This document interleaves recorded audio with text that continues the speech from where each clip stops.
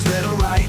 Keep it safe and make sure there's no fire. Open to YouTube and look for Keds Fire Protection Answers. All right, so all your inspections are done. Your fire sprinkler inspection, your fire extinguisher inspection, your E-light inspection, your kitchen suppression, your fire alarm inspection, your special hazards inspection, your foam system inspection, whatever it was, whatever they are, they're all done. And now they've told you that there are some issues that you have that need to be fixed. What do you need to do? You wait. You could send an email to your service company and to your provider, your scheduler, whoever is in charge of setting up that appointment, and say, hey, the guy said there were some things wrong. When will I get my quote? And discuss your options. If you have multiple systems that were inspected, it could come in one quote or it could come separately, but that's where you need to specify with them what you need done. Do you need them separated by extinguisher, sprinkler? Do you need the sprinkler inspection separated by testing issues and walkthrough issues? Do you need the individual apartment numbers separated on your inspection report so that you can chat with the condo owners and say, hey, you have 3 missing escutcheons and 1 painted head. That's your responsibility. Whatever you need that quote to be itemized out as, that's what you need to discuss with your scheduler or your quote person so that they can get it to you the way you want. Once you get your quotes, you need to figure out how you want to approach this, because you're going to have to get all that fixed. Most jurisdictions send those deficiencies to a fire marshal because it's been required now that when we do an inspection, it has to be uploaded to a database called iRoll or a third party that then reports those things to the fire marshal. So they're coming. They're on their way. Plan on it. The reason that I say that is, if you can say, hey, I've already got my quotes, they're all signed, they're all sent in, they're going to, great, cool, just let me know what's fixed, I'll come out and re-inspect. Because when you don't do that, and they have to approach you and say, hey, we got this report that all this stuff is wrong, what have you done about it? Oh,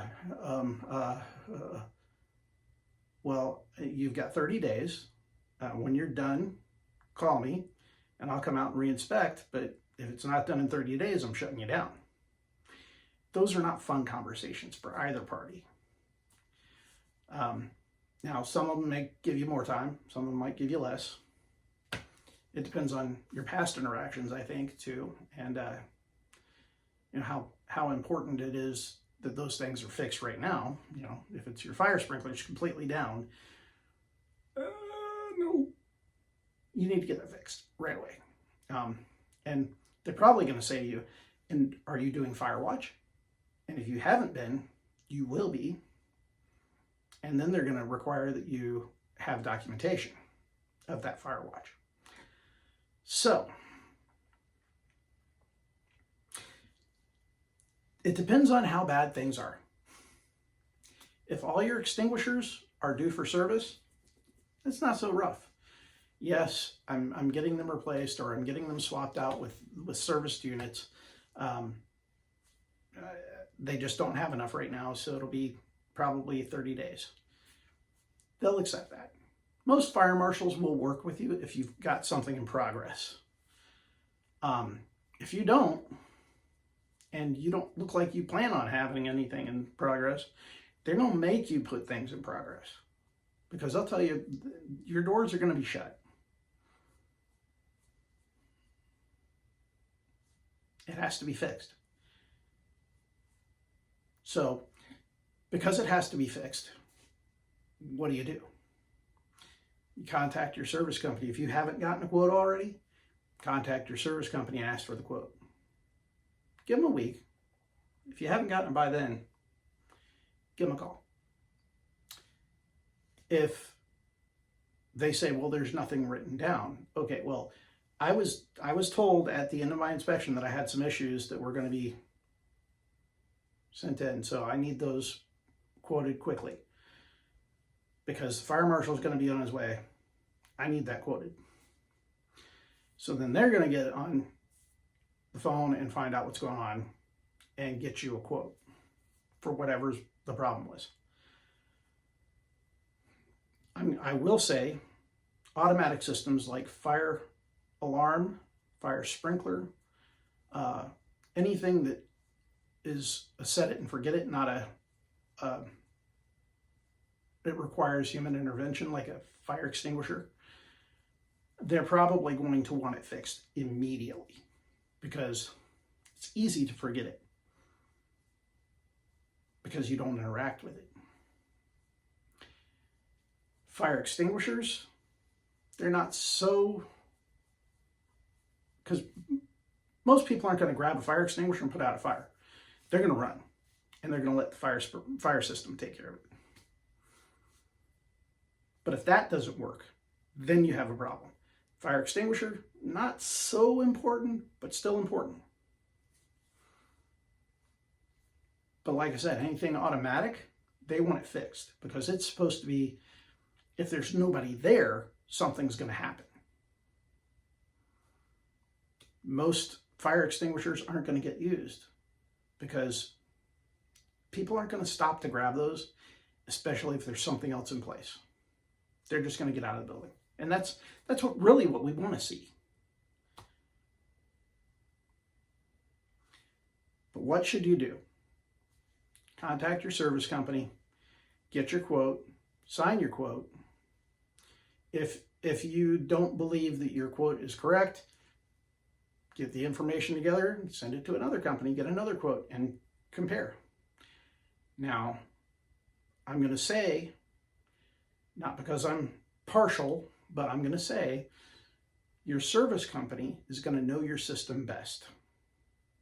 A secondary company, they might not know exactly what they're looking at. They'll probably know what they're looking at, but they just won't know what the problem really is. But your service company's already taken those steps to determine what the problem really is. And it's going to save a lot of time and a lot of headache and experimentation on the behalf of the secondary company. So they may say it'll only cost $1,000, but by the time it's all said and done, it could be $2,000 to $3,000 because they did this and it didn't work, and now you're charged for that. But then they tried this and that didn't work, and oh well, all right, so you're charged for that. And then they finally fix it, and you get the actual bill. Whereas your service company is going to say, okay, well, this I've already tried this. That didn't work during the inspection. So now I need this module, and this is what the problem is, and this is how much it's going to cost you. So your $1,500 quote might end up being $3,000 if you go with somebody else. So know that your service company has already done quite a bit and taken quite a few steps to fix the problem and knows what's going on, and they know how to immediately attack it and fix the problem. This company doesn't. So they may have to take extra steps, and that $1,000 quote they sent you could end up being wrong. Oh, well, now we have to requote for $1,500, and then, oh, well, that didn't work, so now we have to buy this part, and there's another $500. Now you're up to $3,000. But you could have got it fixed for $1,500 first time. So, I mean, that's all on you. It's up to you. However you want to handle it. But just know that the service company that handles your system knows your system. And they've probably already taken quite a few steps to try and correct the problem before they wrote it up. Because nobody likes paperwork. Hope you have a great rest of your day. Hope this answered the question of what do I need to do after an inspection. Take care. When you find your alarm sounds off in the night, don't make mistakes, get answers that are right. Keep it safe and make sure there's no fire. When the